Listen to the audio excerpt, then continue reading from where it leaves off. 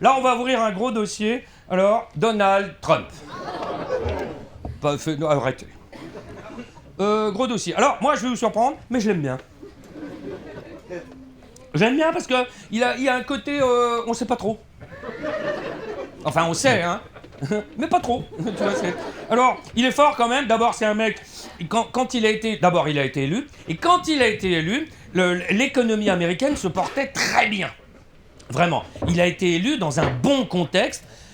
Tout, comme disent les spécialistes, tous les voyants étaient au vert pour l'économie. Bon, nous, on se rend pas compte, mais ça allait bien. Donc, comme c'est un mec d'extrême droite qui fonctionne sur l'angoisse, la peur, la merde, comme ça, il a été obligé de faire croire aux électeurs américains qui sont pas tous...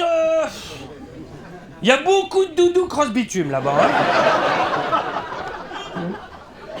Que c'était la merde, et finalement, ça va l'être à cause de lui, et il va finir par avoir raison.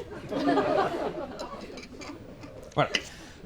Quant à lui, vous avez vu, j'ai vu ça avant-hier dans le journal, sa fortune depuis un an, depuis qu'il est élu, hein, vous avez vu, sa fortune a augmenté de 3 milliards de dollars.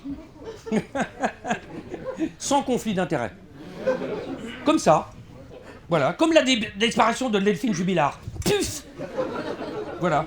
Et visiblement, il prend des décisions en fonction de ce qu'il va gagner. Toute sa famille le suit, participe aux bénéfices, comme ça. Et derrière, les pauvres votent pour lui. C'est pour ça qu'on les appelle les pauvres cons. Voilà. Alors, son véritable ennemi à Donald Trump, c'est... Alors, plus que l'Iran, hein. L'Iran, on va en parler après, c'est le wokisme. Le wokisme, alors ça, il peut pas... il supporte pas. Je te dis, bah, quand même, tu vois, pas aimer Laurent Wauquiez à ce point-là, franchement...